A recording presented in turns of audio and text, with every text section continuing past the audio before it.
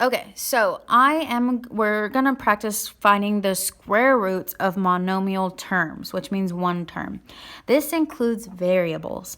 So we already know how to simplify radicals when they're not perfect squares, when it's just a number, but now that we have variables, here is what you do. Okay, so we are going to start at the beginning. To take the square root of a variable, we first need to make sure that that variable has a positive exponent, because it only works when it's a positive exponent. So the idea comes from, so I'm going to break down the rule, and then we're just going to go over what the rule is, and then we're going to practice the rule. So when I take the square root of something, think about what that means. When I take the square root of 9, for instance, the square root of 9 means what number times itself is 9. So the square root of 9 is 3, because 3 times 3 is 9. Same thing if it was 121. What number times itself is 121? And that would be 11, because 11 times 11 is 121. So if I look at variables, I have to think of it the same way. What times itself will get me x squared? Think about that. So what if I told you it's x? Well, that's true because x times x is the product rule that we've learned before. And the product rule says I add my exponents. So 1 plus 1 is 2. So the square root of x squared is x. So what would it be if it's m to the 6th? Well, if I look at it, m cubed, I'm going to do it here, I guess, times m cubed, okay? What I do is I add 3 plus 3 is 6. That's how I got 6. So the square root of m to the 6th is just m cubed.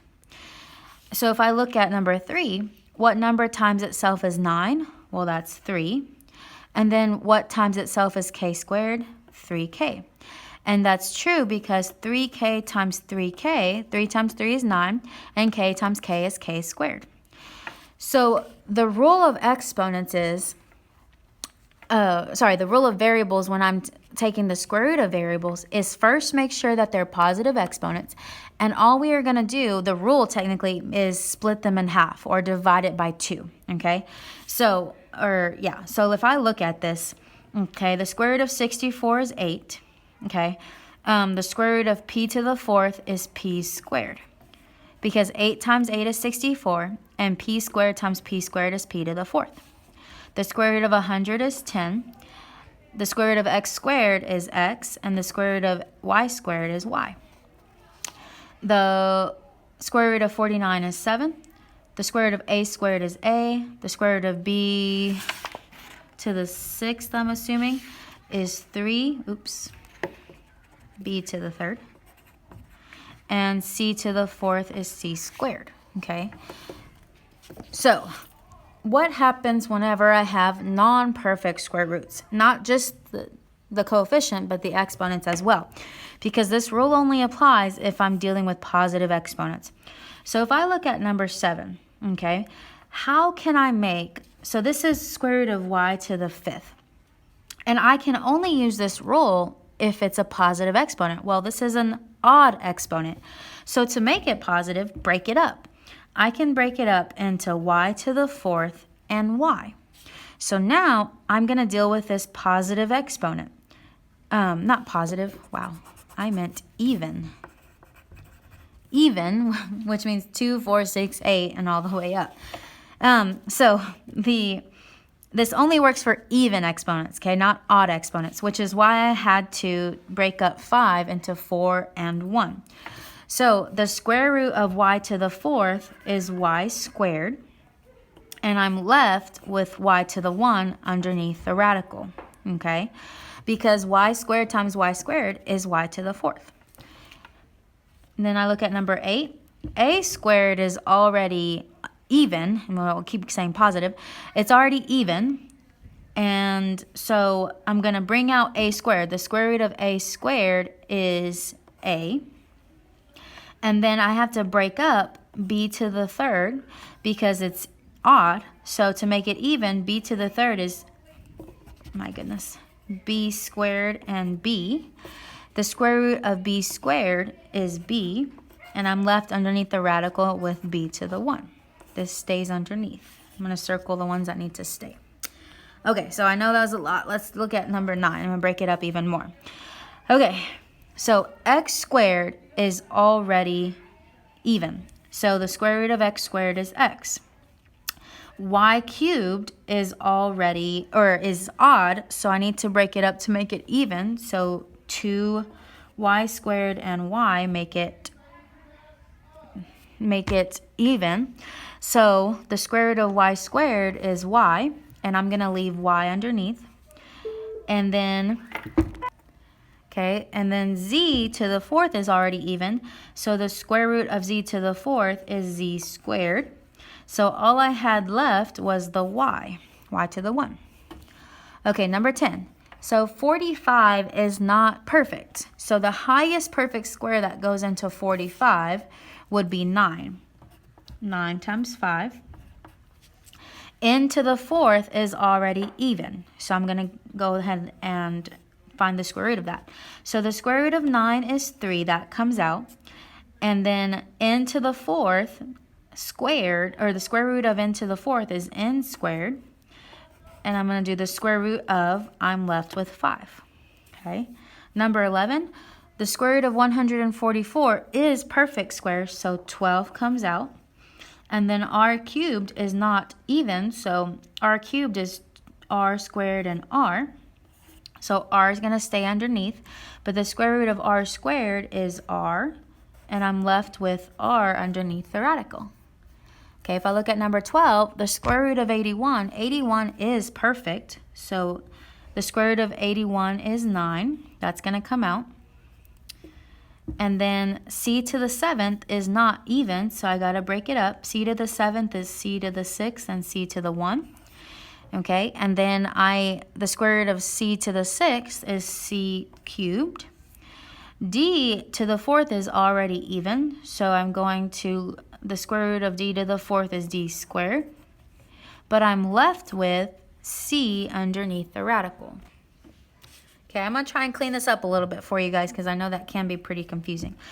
Okay, the square root of 100 is perfect, so I'm going to leave it. Okay, the square root of x to the 5th, so I can't leave the exponent odd, so I'm going to break it up.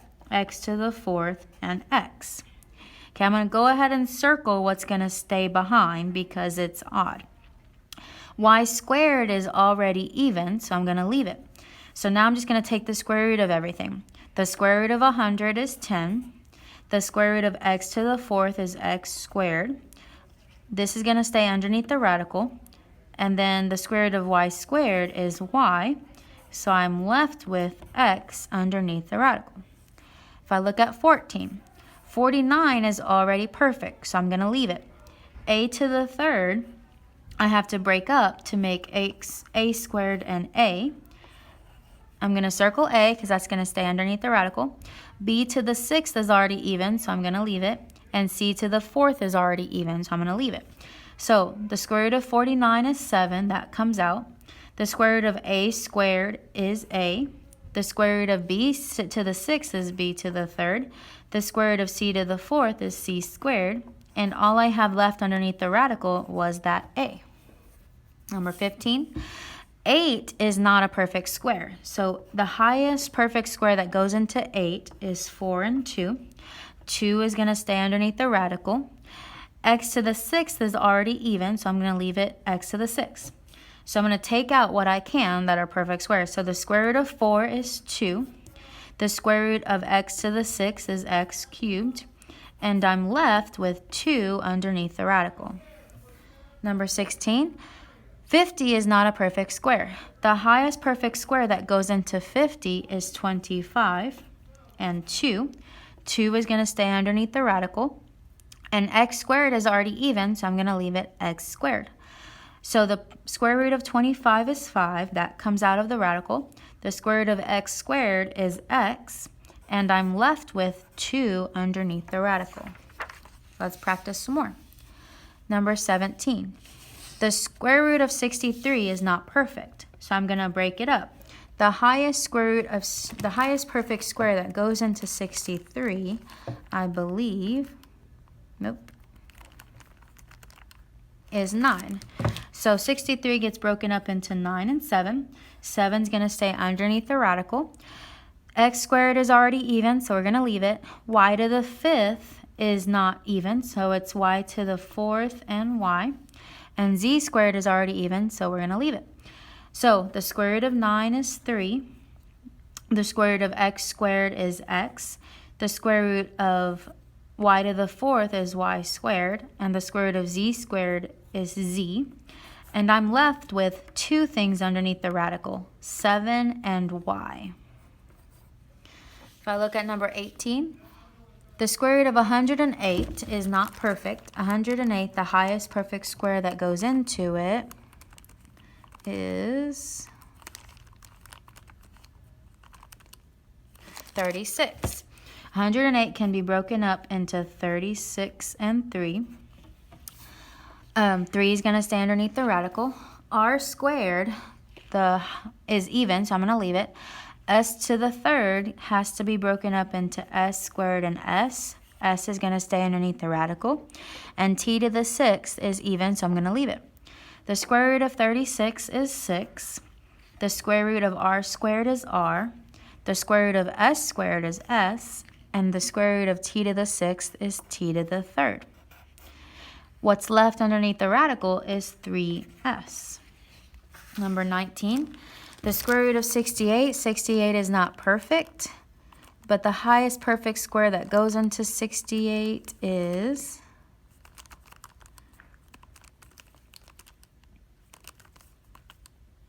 4. So 68 can be broken up into 4 and 17. 17 is going to stay underneath the radical. P to the 3rd is not even, so I have to break it up into P squared and P. P is going to stay underneath the radical. So the square root of 4 is 2. The square root of P squared is P. And I'm left with 17P underneath the radical. What stayed behind? Number 20, the highest square root of 180 is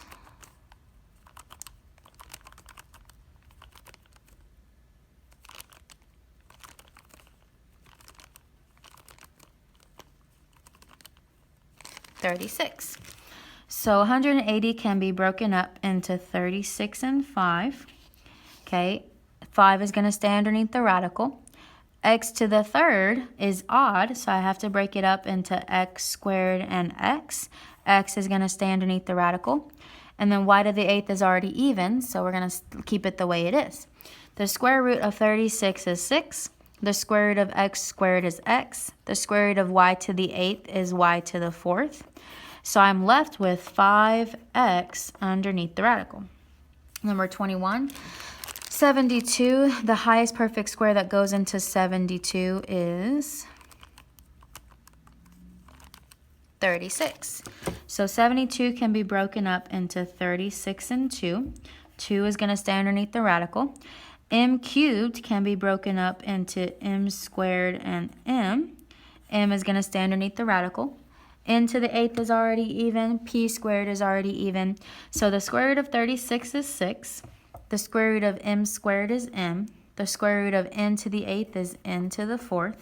The square root of p squared is p. And 2m is going to stay underneath the radical. 22.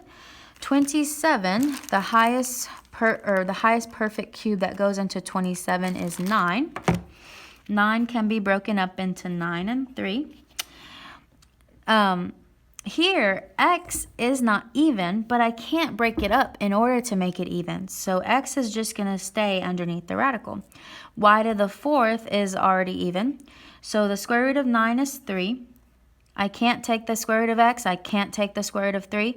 But the square root of y to the 4th is y squared. So I'm left with 3x underneath the radical, those two things that didn't get square rooted. 23. The square root of 252 is, let's see,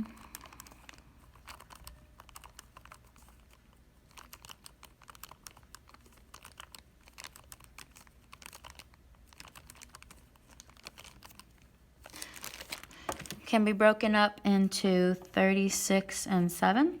7 is going to stay underneath the radical. Again, x is odd here. There's no way to make x to the 1 even, so we're going to leave it underneath the radical. Y squared is already even, but z to the third needs to become even, so z squared and z. Z is going to stay underneath the radical. So the square root of 36 is 6. I can't take the square root of 7. I can't take the square root of x. The square root of y squared is y. The square root of z squared is z. And all that's left underneath the radical is 7xz. Tricky on that one. Okay, 24. The square root of 392. The highest perfect square that goes into 392 is 196. So 392 can be broken up into 196 and 2. 2 is going to stay underneath the radical. A squared is already even, b squared is already even, but c to the third has to be broken up to c squared and 1. But c is going to stay underneath the radical. The square root of 196 is 14. The square root of a squared is a. The square root of b squared is b. The square root of c squared is c. And I'm left with 2c underneath the radical.